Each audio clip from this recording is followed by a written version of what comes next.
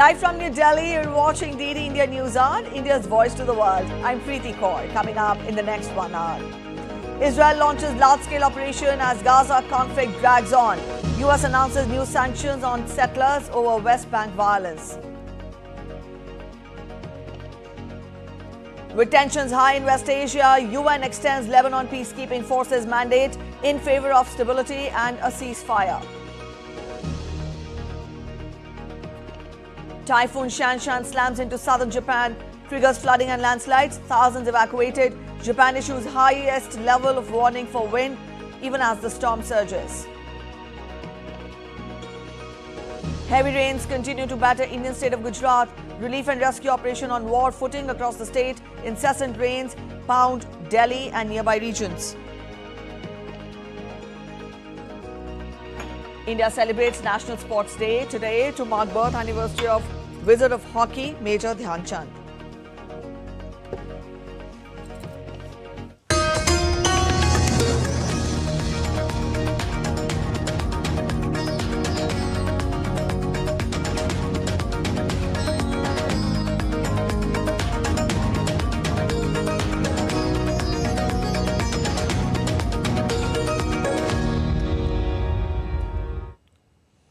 Israel on Wednesday launched a large-scale operation in the West Bank as nearly 11-month Gaza conflict showed no signs of abating.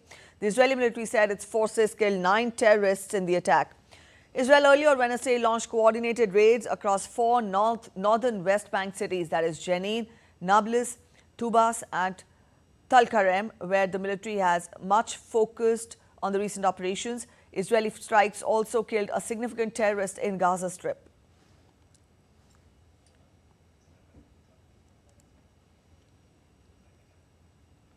Meanwhile, Washington on Wednesday announced sanctions on an Israeli settler group which, according to the State Department, was involved in violence against Palestinians and the forced displacement of some 250 villagers earlier this year. Netanyahu's office said he viewed the new sanctions with utmost severity. The sanctions froze U.S. assets of those targeted, denying them access, and generally bars Americans from dealing with them. The sanctions will be imposed under an executive order on West Bank violence that President Biden signed in February. It has been used to impose sanctions on a Palestinian terrorist group as well as Jewish settlers and those supporting them.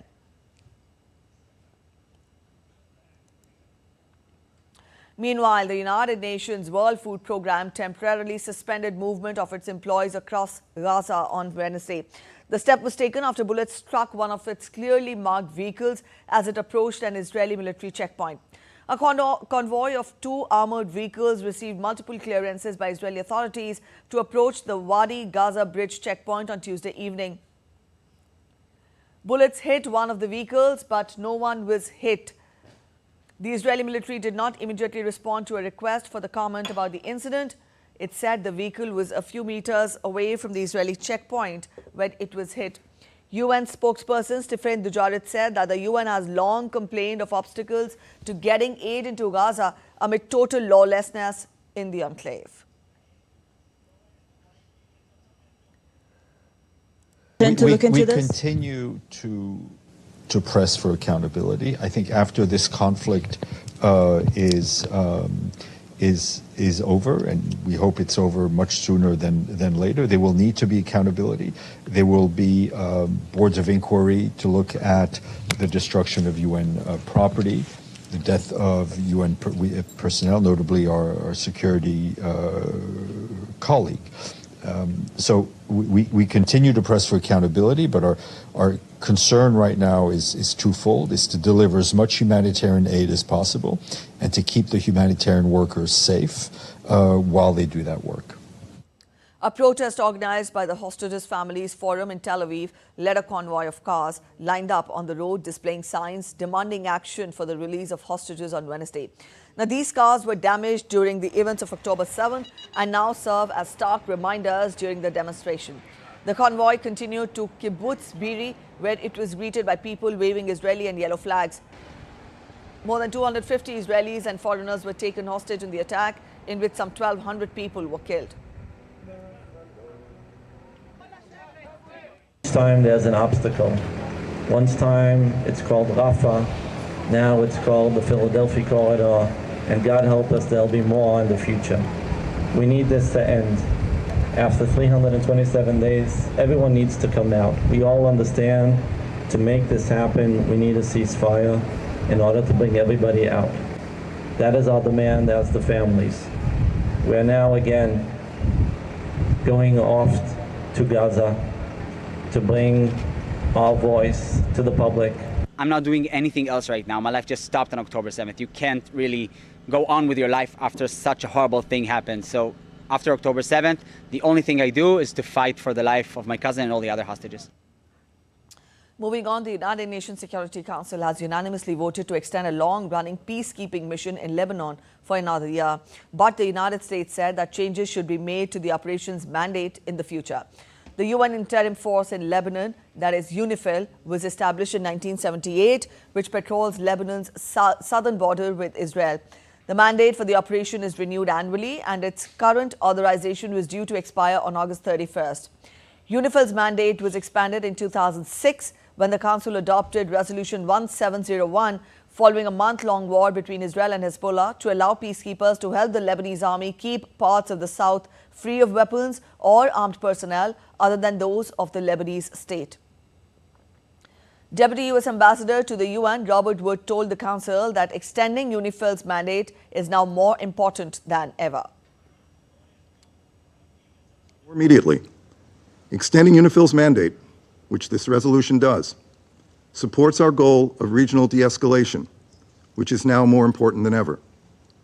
We do not want to see conflicts intensify and spread, and most importantly, the people of the region do not want that either. Specifically, UNIFIL plays an important role in monitoring activity along the Blue Line and promoting stability. And it supports local communities by facilitating humanitarian access and providing much-needed resources and training. UNIFIL's liaison capabilities also are integral in mitigating the risk of miscalculation and preventing further escalation. The U.S. election campaign is in full swing, with candidates hitting key battleground states in a bid to woo the voters. Kamala Harris is continuing with her bus tour of Georgia alongside her running mate Tim Walz, while Donald Trump's vice presidential pick J.D. Vance has been in America's Midwest, hammering home his ticket's messaging on the economy. With a roundup of who's where, here's Benji Hire with more. Well, this meeting will be the first opportunity for those EU foreign ministers to come together for the first time since their summer break and react to some of the big events going on around the world, chief among which will be Ukraine. Dmytro Kuleba, the Ukrainian foreign minister, will be here in Brussels meeting with his European counterparts, making the case for some of the restrictions on the weapons that they... All right, we'll get to that report in a while from now. But meanwhile, let's turn more focus onto updates coming in from the U.S. The U.S. Supreme Court on Wednesday. In fact, yes, we'll get you more. The U.S. Supreme Court declined on Wednesday to revive President Joe Biden's student debt relief plan, giving a boost to Republican-led states that have sued to block it. Now, the justices rejected the administration's request to temporarily lift a judicial decision that paused the plan, which is designed to lower monthly payments for millions of borrowers and speed up loan forgiveness for some. The White House in August 2023 launched a policy called the Saving on a Valuable Education, or SAVE plan, which it touted as the most affordable repayment plan ever created. The plan would cut monthly college undergraduate loan payments from 10% to 5% of a borrower's discretionary income, which would save the typical borrower around $1,000 a year, according to the White House.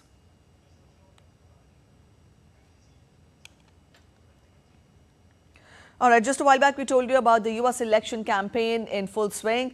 Candidates are hitting key battleground states in a bid to woo the voters. Kamala Harris is continuing with her bus tour of Georgia alongside her running mate Tim Walz, while Donald Trump's vice presidential pick J.D. Vance has been in America's Midwest, hammering home his ticket's messaging on the economy. With a roundup of who's where, Benji Hire gets us this report. Less than 68 days until polls close and the campaigns are moving full steam ahead.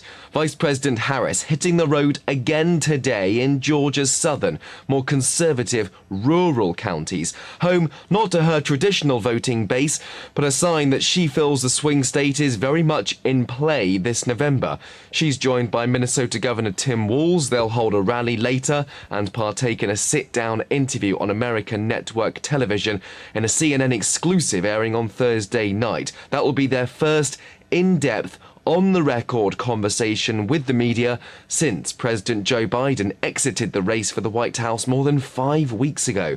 Former President Trump has Senator J.D. Vance stumping for him on the campaign trail in both Pennsylvania and Wisconsin, having visited Michigan too, another key state, to hit out at Chinese investment. The two camps, Democrat and Republican, Kamala Harris and Donald Trump, have agreed to a presidential debate next month, but they remain at odds over some rules. Benji Haya in Washington, reporting for DD India.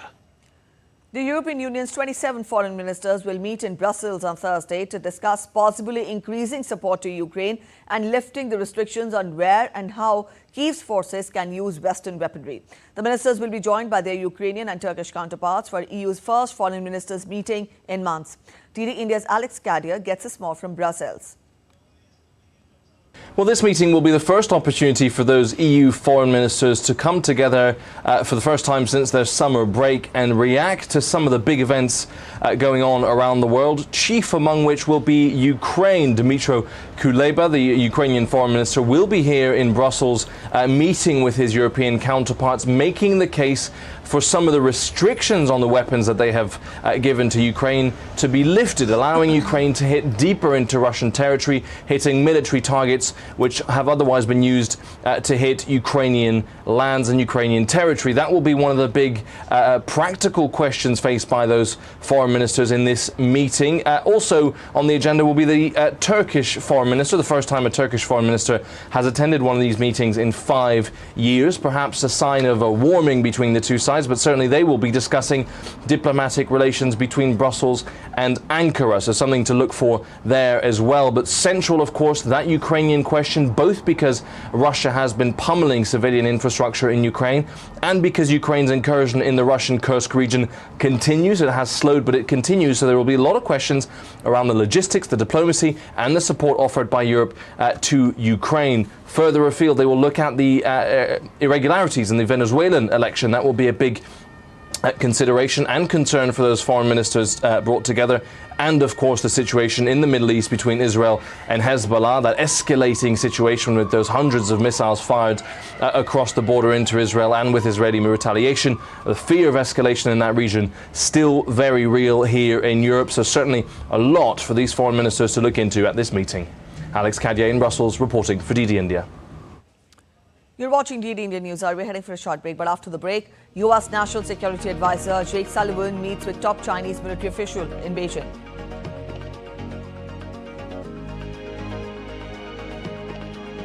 Infighting and floods continue to devastate Sudan, pounding a humanitarian crisis in the country. And Telegram CEO Pavel Durov placed under formal investigation in a probe into organized crime on the messaging app.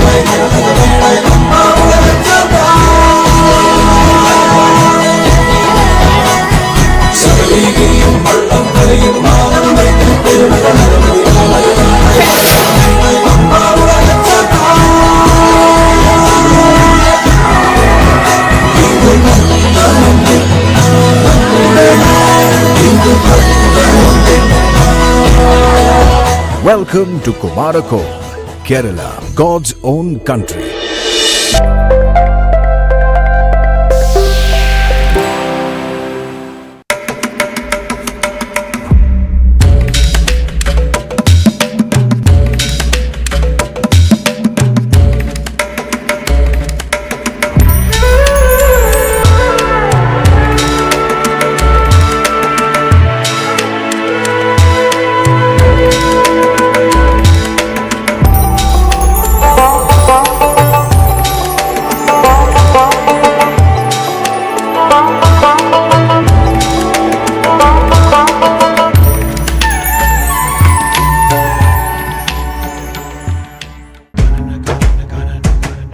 Swagat ahe to magnetic Maharashtra, the land of valor, dreams and wonders.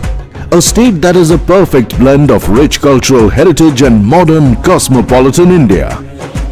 Its breathtaking beaches and luscious green Western Ghats are home to 4 UNESCO World Heritage Sites that attract innumerable tourists.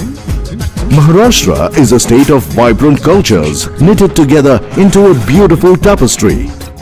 Its people uphold a brave heart and a compassionate soul, a glimpse of which can be seen in the heartwarming stories of the land. Maharashtra is a leader in terms of agriculture, industrial production, trade and transport.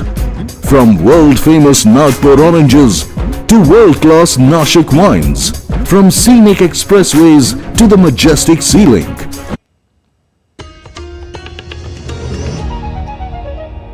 Welcome back after the break. You're watching DD India News Hour. U.S. National Security Advisor Jake Sullivan meets one of Chinese President Xi Jinping's top military officials on Thursday as he wraps up 3 days of talks in Beijing intended to ease simmering tensions between the two countries. Sullivan is expected to press for enhanced working-level military-to-military communications when he meets General Zhang Zhujia, Vice Chairman of China's paramount military body, the Central Military Commission. It is the first meeting between Zhang and a Biden administration official. Sullivan will also talk further with China's top diplomat Wang Yi, seeking to calm tensions ahead of the U.S. election.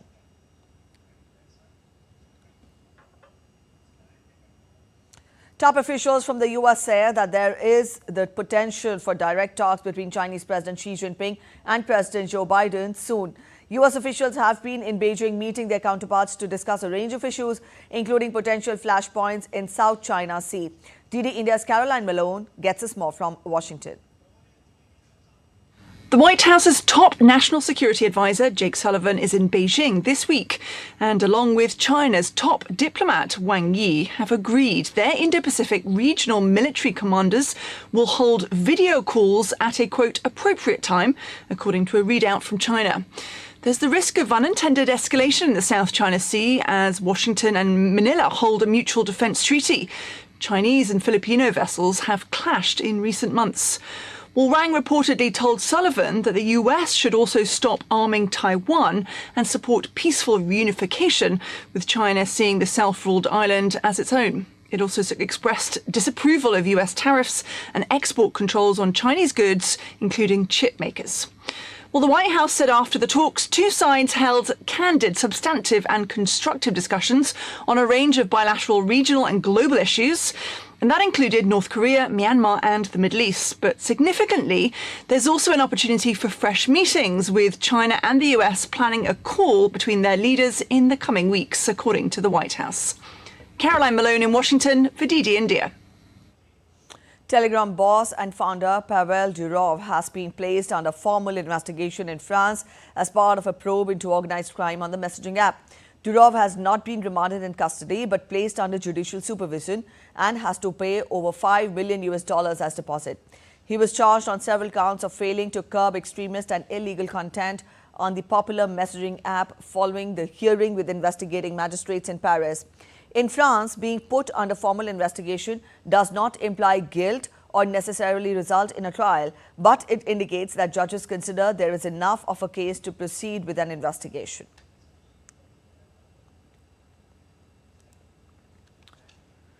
A group of retired Argentines scuffled with police during a protest against a possible presidential veto of a bill passed by Congress. Violence spiraled between the riot police and retirees to defend their retirement rights against President Javier Milei's intention to veto a pension reform that would raise the minimum retirement pension.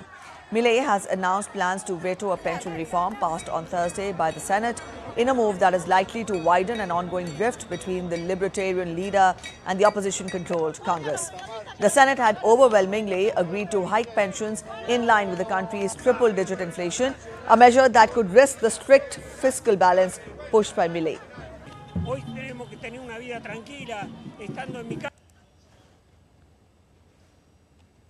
Law students from one of Mexico's most important universities marched on Wednesday to protest against government's plans to reform the judiciary, a controversial measure that would involve electing justices of the federal system by popular vote, among other changes. A congressional commission approved the reform on Monday, paving the way for a final debate under the new Congress, in which the ruling Morena party and its allies hold a two-thirds supermajority in the lower house and are one seat short in the Senate. The reform would see around 7,000 judges, magistrates and justices, including the Supreme Court, elected by popular vote, lower experience and age requirements, and a reduction in the size of the nation's top court.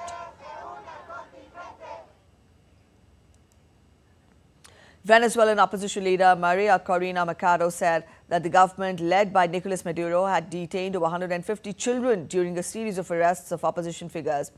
During a peaceful protest in Caracas, she also said that many supporters of Maduro's predecessor, Hugo Chavez, were now turning against the current government. Venezuela's Electoral Council has proclaimed Maduro as winner of the election, but has not published complete voting tallies. The opposition has published its own tallies, showing a landslide win for its candidate, Edmundo Gonzalez. Meanwhile, Venezuela's Attorney General Tariq Saab said that he will issue a third summon for opposition leader Gonzalez to testify about an opposition website where presidential voting tallies have been posted. Gonzalez has ignored two summons this week. If he ignores the third, a warrant could be issued for his arrest. Honduras ended an extradition treaty with the United States that has been used to imprison drug traffickers. It accused Washington of meddling in Honduran-Venezuelan relations. Honduran Foreign Secretary Eduardo Enrique Riena said that international relations should be based precisely on non-interference, on not trying to impose policies. Also earlier on Wednesday, Honduran President Xiomara Castro ordered a denunciation, a unilateral withdrawal of a treaty in international law, and accused Washington of meddling in the country's affairs.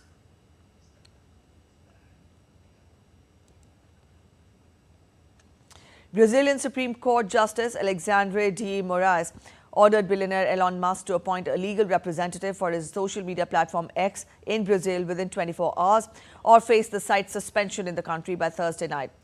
Moraes said that the companies that do not respect Brazilian legislation or the confidentiality of private information have their activities temporarily suspended under the country's law regulating internet issues. Earlier, X announced it would close its operations and fire its staff in Brazil due to censorship orders from Moraes. Major Typhoon Shanshan has made landfall on Japan's main southern island of Kyushu, knocking out power supply for over 250,000 households and injuring dozens of people on Thursday morning. Officials say this could be one of the strongest storms ever to hit the region, as some residents in the path of Typhoon Shanshan have been ordered to evacuate and major firms like Toyota closed their factories. Airlines and rail operators have cancelled some services for the upcoming days. The typhoon is categorized as very strong in Kyushu. The southwestern region of Japan is on alert as the meteorological agency has issued an emergency warning saying the typhoon could bring flooding, landslides and winds strong enough, in fact, to knock out some houses. Rain and strong winds were witnessed in Fukuoka city as Typhoon Shanshan made landfall this morning, with authorities advising thousands of people to evacuate and issuing the highest warning level for wind and storm surges. The storm is expected to approach central and eastern regions, including the capital Tokyo, over the weekend.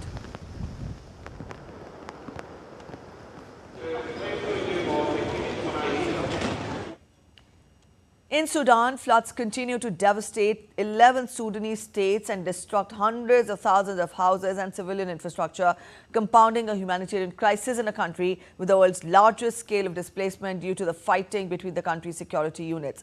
Naba Mohiddin reports from Port Sudan. The death toll has risen to 138 and hundreds of people are still missing in northern and eastern Sudan. Torrential rains continue to hit the majority of Sudanese states, with Kassala, Red Sea and northern state recording the highest figures of casualties. Sudan's meteorological authority says this rainy season is the heaviest in 100 years, a devastating crisis to millions of vulnerable people across the country. A crucial dam has collapsed in eastern Sudan on Sunday, killing dozens and injuring hundreds more. Other 3 dams in eastern Sudan are under threat of a collapse. The number of people displaced by the floods exceeded 300,000 people, a serious challenge to those affected by 16 months of conflict in Sudan. This rainy season is also contributing to the outbreaks of pandemics like cholera, malaria, and watery diarrhea, making the overwhelmed health system even worse. Naba Mohiddin, reporting from Port Sudan in Sudan for DD India. The Sudanese residing in the flood-stricken Tokar city of the Red Sea state have fled with what's left of their belongings and animals. Hoping to move to a safer place, people were seen walking on the roads on donkeys and donkey-driven carts with their goats and camels. Some of them tried to rest under makeshift tents. Trucks and bulldozers have tried to fill the muddy roads with sand to get out the families stranded in Tokar. About 118,000 people have been displaced nationwide and over 300,000 affected across the country as the floods destroyed homes and could spread diseases including cholera. A major wildfire that has been contained after ravaging 700 hectares of land in the area around the port city of Split in southern Croatia was reignited by winds on Wednesday. The fire is raging near the village of Donje Sitno. Around 250 firefighters with 80 tanker vehicles are on the ground to protect homes from the fire.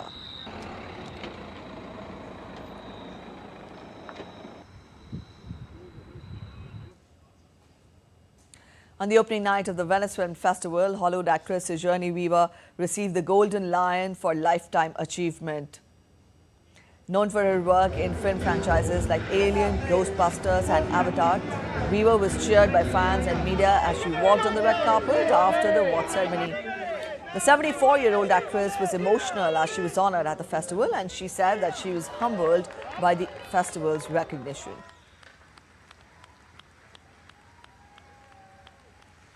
Hollywood actress Sigourney Weaver started tearing up on Wednesday when she was asked a question about U.S. Democratic Party presidential candidate Kamala Harris.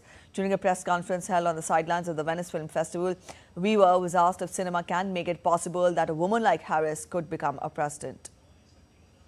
We're all so excited about Kamala, and to think for one moment that my work would have anything to do with her rise makes me very happy, actually, because it's true. You know, I have so many women who come and thank me. It's been difficult since 2016, and we're all very grateful about her.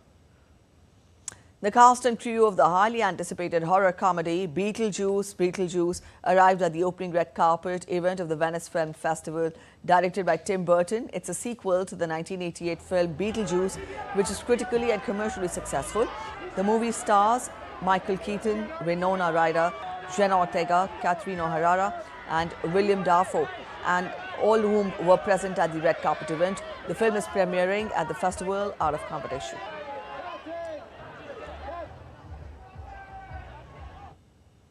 You're watching DD India News. A quick break ahead. But after the break, the Election Commission of India to issue notification for the second phase of Jammu and Kashmir Assembly polls.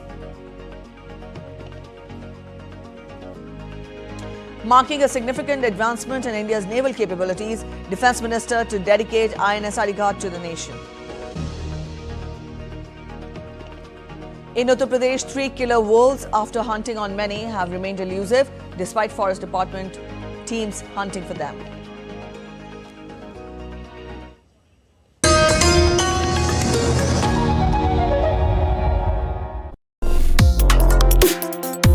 Complex issues, hidden agendas, twists and turns, strategic games. We think all dots are linked. We just need to connect them. Join me every week as I connect the dots to unravel hidden designs in statecraft, mysteries, and decode issues that matter to you. Watch Connecting the Dots with me at these times on DD India.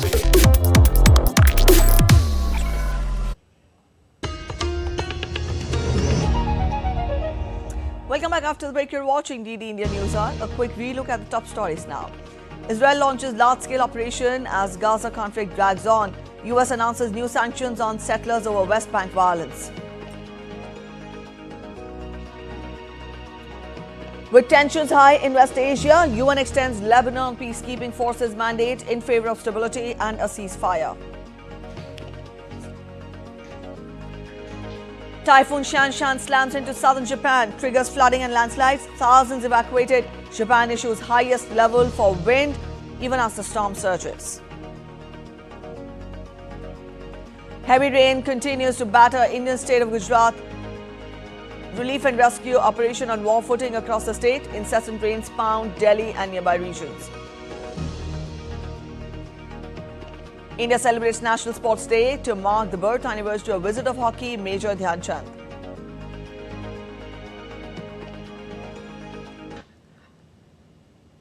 India's Prime Minister Narendra Modi will on Friday lay the foundation stone of India's largest sport project at Vadhavan near Dahanu in Palghar district of Maharashtra. Indian Prime Minister Narendra Modi will lay the foundation stone of India's largest port project in Maharashtra. This port will boost economic activity and also open new avenues for international trade. The port will be constructed by Vadhavan Port Project Limited, an SPV formed by Jawaharlal Nehru Port Authority and Maharashtra Maritime Board. The project cost is 76,220 crore Indian rupees and it will include the development of major infrastructure, terminals and other commercial infrastructure in a public-private partnership mode. The Vadhavan port will be developed as an all-weather greenfield deep draft major port in Vadhavan in Palghar district in the western Indian state of Maharashtra.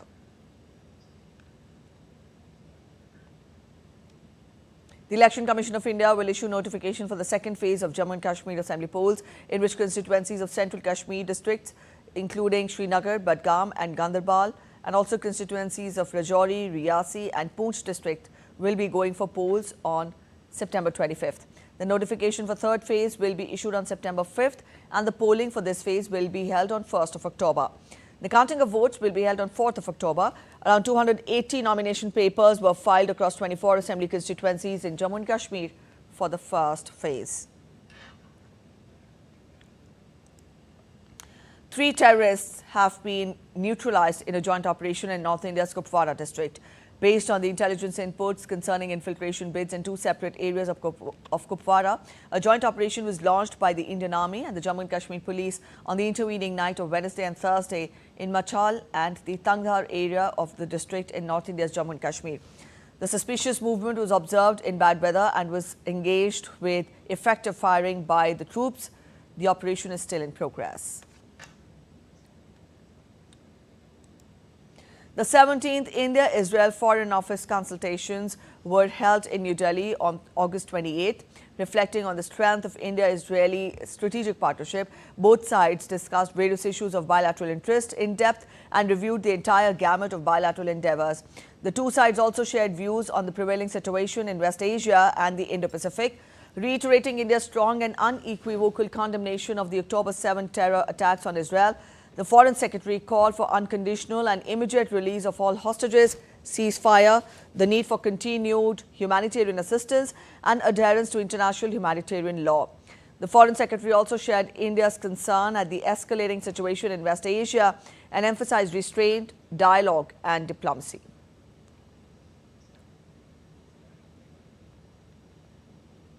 Monsoon mayhem continues in parts of India. The western state of Gujarat is experiencing a flood-like situation as rainfall continues to thrash the state. The Indian Meteorological Department has issued a red alert for multiple districts in Gujarat, warning people of more downpour in the coming days. In response to severe flooding in Vadodara, Prime Minister Narendra Modi once again held telephonic conversation with Gujarat Chief Minister Bhupendra Patel on Thursday morning. The Gujarat Chief Minister in a social media post said that Prime Minister Modi expressed his concerns over the flooding of Vishwamitri River and sought detailed updates on the assistance being provided to the affected residents. He further said that Prime Minister Modi has assured full support from the central government to address the crisis. Earlier, Gujarat Chief Minister held a high-level meeting at the State Emergency Operations Centre in Gandhinagar and reviewed the flood situation in the state. The Chief Minister also instructed the district collectors to remain alert in view of the flash flood warning issued by the IMD in several districts, and also asked to mobilize various relief and rescue agencies to expedite the relief work in flood-affected areas. Meanwhile, the NDRF and SDRF teams have been deployed to increase the pace of the relief operation. The army has also been deployed to assist rescue and relief work.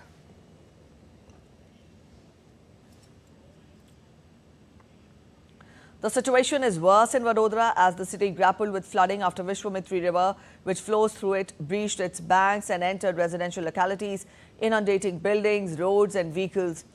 This issue has resulted the city of Vadodara to face severe flooding situation, resulting in the state government to reach out to the Indian Army to help in rescue and relief operations.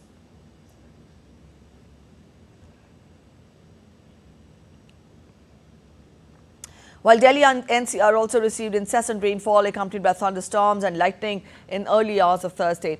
The rain resulted in severe waterlogging and traffic congestion in several parts of the national capital. Waterlogging in the area has slowed down traffic. Commuters were seen wading through the flooded roads, with vehicles struggling to cross the roads. Additionally, the Met Department said that August this year is also one of the wettest months for the national capital, with a record of 291.6 millimeters of rainfall received so far.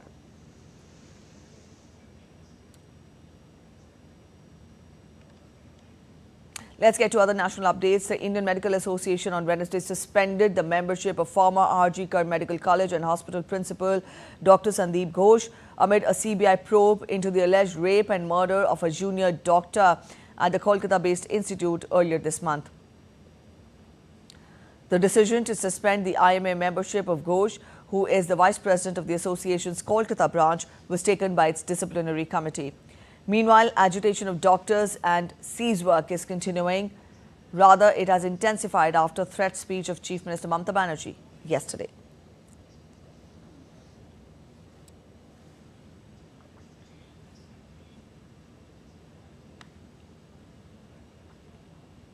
President of India, Draupadi Murmu, on Wednesday said that the gruesome rape and murder of a doctor in Kolkata has left the nation shocked. In an article titled "Women's Safety, Enough is Enough," India's president said, and I quote, "The gruesome incident of rape and murder of a doctor in Kolkata has left the nation shocked. I was dismayed and horrified when I came to hear of it. What is more depressing is the fact that it was not only the incident of its kind, it is part of a series of crimes against women. No civilized society can allow daughters and sisters to be subject to such atrocities. The nation is bound to be outrageous, and so am I. I'm out of the firm belief, in fact, I am of the firm belief that we should not let amnesia prevail over the memory of such criminality. Let us deal with this perversion in a comprehensive manner so as to curb it right at the beginning." A quick look at other stories making it to the headlines from across India. India's Defence Minister Rajnath Singh will dedicate second nuclear-powered ballistic missile submarine INS Arighat to the nation today at Visakhapatnam, Andhra Pradesh. INS Arighat is an upgraded version of INS Arihant, India's first nuclear submarine. The development marks a significant advancement in India's naval capabilities, particularly concerning its strategic nuclear deterrence. At least 7 people have been killed so far in Uttar Pradesh's Bahraich district as they face terror of wolf for the past 2 months. 50 villages have been identified where the wolves have wreaked havoc, and the authorities have deployed 16 teams to combat the situation. High-frequency drone cameras are used to monitor the wolf pack. The National Security Guard commandos carried out series of counter-terrorist mock drills at multiple locations in Himachal Pradesh. The location included vulnerable and key targets in Kasol and Manali. The mock drills primarily focused on rehearsing and executing counter-terror, hostage rescue operations and counter-IED operations in an urban scenario.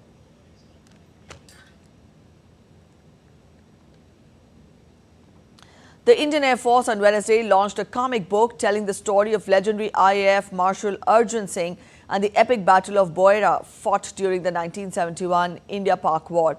The 32-page Heroes of Indian Air Force Volume 1 was released by IAF Air Chief Marshal V.R. Chaudhary with an aim to inspire youngsters to join the Indian Air Force.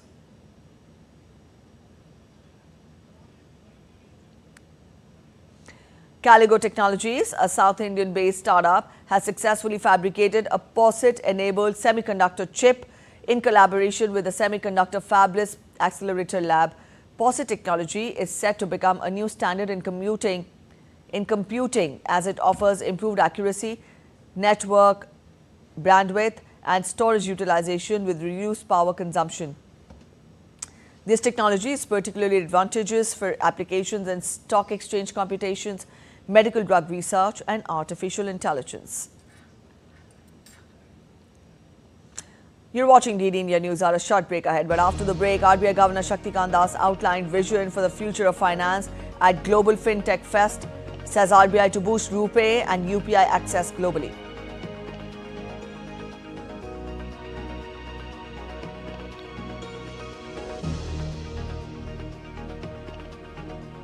The 18th edition of Paris Paralympic Summer Games finally kicks off. Over 4,400 athletes to participate in the event. And Vietnam celebrates the colorful Gin Ong Festival.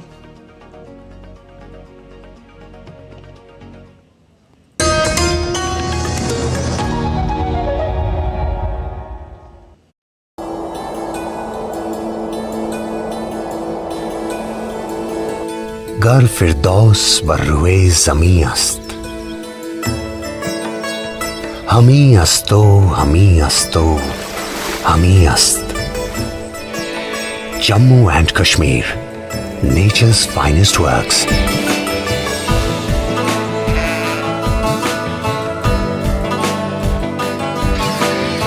A land of verdant valleys, pristine lakes, striking autumns, unforgettable majestic beauty. A place of unwavering devotion, wholehearted smiles, and warm hospitality.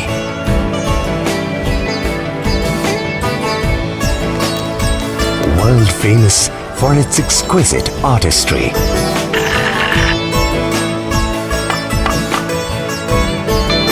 Leader in diverse agricultural products.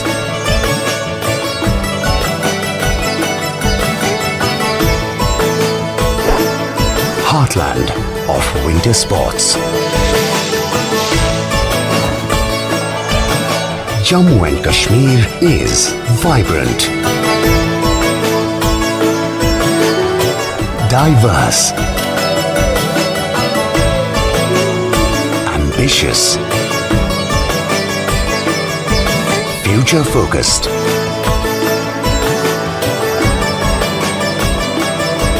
Full of life.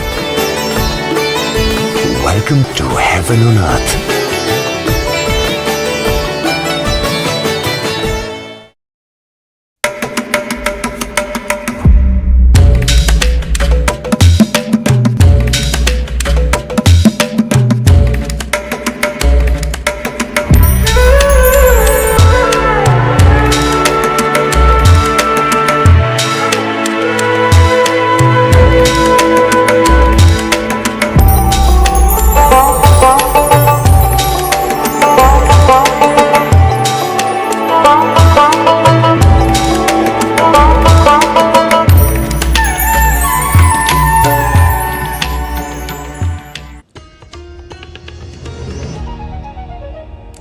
after the break. You're watching DD India News Hour. India's central bank governor Shaktikant Das on Wednesday said that India's central bank wants to make unified payment interface, that is UPI, and RuPay truly global and strengthen cross-border payment systems. Speaking at Global FinTech Fest in Mumbai, Das said that the RBI is focusing on making the UPI and RuPay truly global based on encouraging response received from several jurisdictions. Progress has already been made in countries like Bhutan, Nepal, Sri Lanka, Singapore, the UAE, Mauritius, Namibia, Peru, France, and a few others. Das also mentioned that self-regulatory organizations for fintech sector are a preferred approach to balance innovation and prudent regulation. The central bank has decided to recognize the Fintech Association for Consumer Empowerment as an SRO. Based on encouraging response we have received from several jurisdictions, we are now focusing on making the UPI and the RuPay truly global. The deployment of UPI-like infrastructure in foreign jurisdictions, facilitating QR code-based payment acceptance through UPI apps at international merchant locations, and interlinking UPI with fast payment systems in other countries for cross-border remittances are on top of our agenda. Notable progress in this direction has already been made with countries like Bhutan, Nepal, Sri Lanka, Singapore, the UAE, Mauritius, Namibia, Peru, France, and a few other countries. NVIDIA reported results for the quarter gone by after the bell on Wednesday, and while they were mostly ahead of the expectations, the company's guidance for the upcoming quarter left the street wanting for more. Revenue grew 122% during the quarter to $30 billion in the quarter, which ended on July 28th. Analysts were working with an estimate of $28.9 billion. Earnings per share, excluding certain items, stood at $0.68, marginally higher than the $0.64 estimate. The focus has now shifted to NVIDIA's next big offering, the next generation AI chip called Blackwell. There have been delays in the manufacturing of the chip, but the management is confident of shipping them in the next quarter.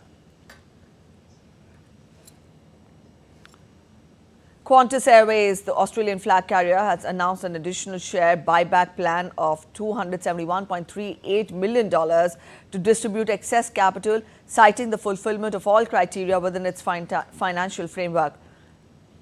The announcement comes in the midst of reported 16% decline in the company's annual profit due to rising fuel costs and fare normalization.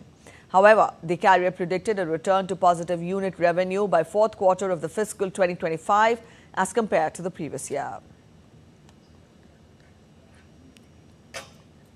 And now on DD India News Hour, we get you all the updates from the world of sports. India is celebrating the National Sports Day in honor of Major Dhyan Chand, the legendary hockey player whose unparalleled skills made him a global icon in the sport. Also known as Hockey Wizard, his legacy extends far beyond India, earning him admiration and respect across the world for his extraordinary techniques on the field. Here's a tribute to the global icon.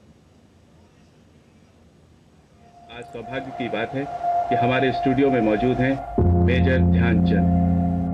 Foreign country जो hockey सीखी है उसमें शक नहीं है कि हिंदुस्तान के जरिए सीखी है। उन लोगों ने इतनी ज्यादा प्रैक्टिस कर ली कि हम अब हिंदुस्तान का मुकाबला करने लगे। मैंने देखा है रिसेंटली यूरोप कंट्री के खेलों को कि वो हमारे मुकाबले में थोड़ा ड्रिबलिंग करने लगे हैं, बजाय मारने के अब ड्रिबलिंग ही शुरू कर दिया। जी हाँ, काफी इम्प्रूवमेंट्स हैं उनके। It's army, British Army. For entertainment and recreation, they used to play the sport of hockey. That's how modern hockey came into India. So somehow Dhyan Chand got into that hockey team.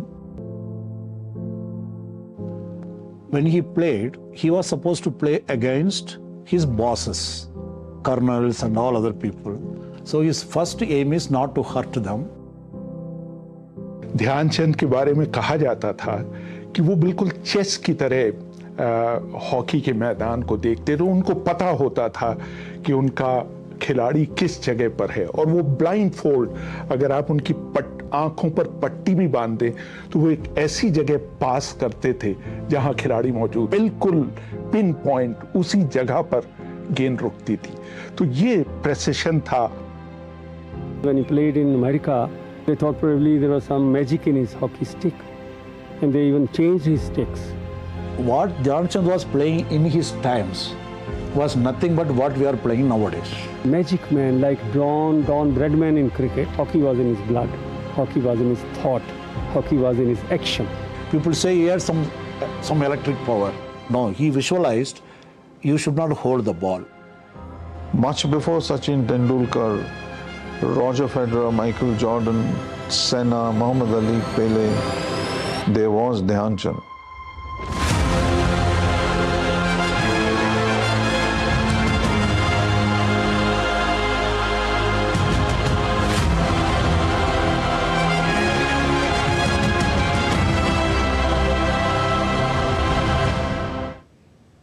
India's Minister of Youth Affairs and Sports, Dr. Mansukh Mandavia, was present at Major Dhyanchand's Stadium on the occasion of National Sports Day, where he planted a sapling and extended his heartfelt wishes to hockey legend. Dr. Mandavia also emphasized on Prime Minister Modi's Fit India movement and urged Indian citizens to take up sports for at least an hour during a day.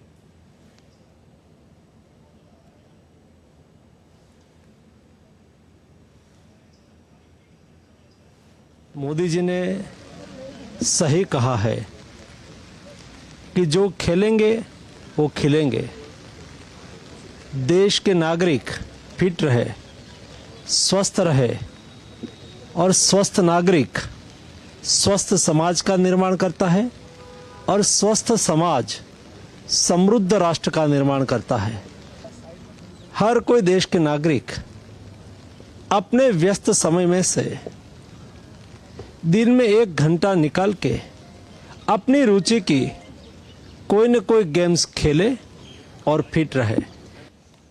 Olympian and son of legendary hockey player Major Dhyanchand, Ashok Kumar unveiled a statue of his father on the auspicious occasion of National Sports Day in the central Indian state of Madhya Pradesh. Speaking at the event, an emotional Ashok Kumar expressed how his father's qualities and efficiency had influenced the country and its self-respect.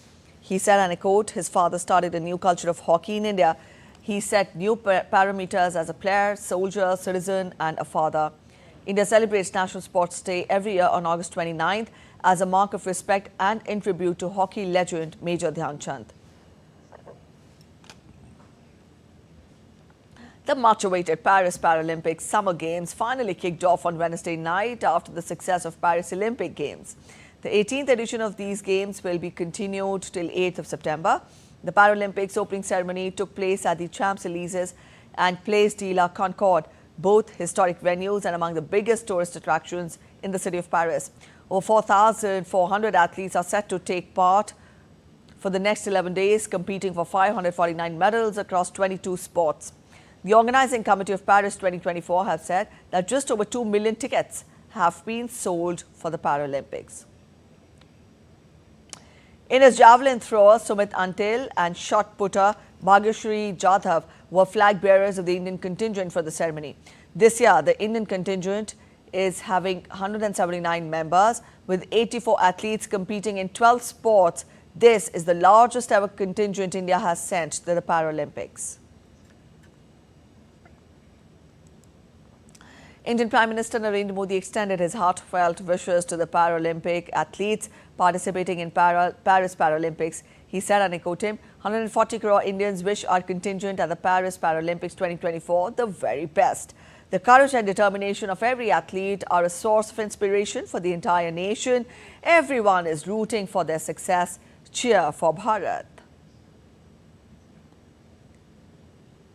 India's para-athletes have a packed schedule on Thursday, starting at noon with multiple para-badminton matches. Let's dive into schedule of India on day 1. Now, Indian para-badminton players Nitesh Kumar and Tulasimathi Murugesan will be in action in the badminton mixed doubles SL3 SU5 group stage A at 12 p.m. IST. Also, Suhas Yathiraj and Palak Kohli will be in action in the same mixed doubles SL3 SU5 group stage A at 12 p.m. Sivarajan and Nityasri in para badminton mixed doubles SH6 group stage B will be held at 12:40 p.m. IST. Further in the afternoon, Manasi Joshi will be in action in badminton women's singles SL3 Group Stage A from 2 p.m. onwards. Also, Mandeep Kaur will play in para badminton women's singles SL3 Group Stage B from 2 p.m. onwards.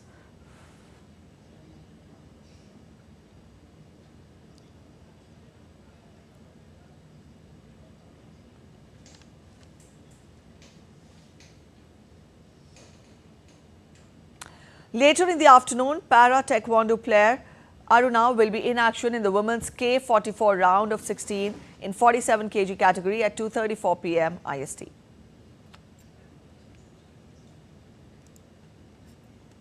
Vietnam celebrated the colorful Ninh Ong festival that takes place at the end of the 7th lunar month. As one of the special festivals of the Chinese community, the cultural event is also known as the Whale Worshipping Festival. The festival witnessed unique performances, with the main highlight being the appearance of a fabric green dragon measuring nearly 50 meters in length.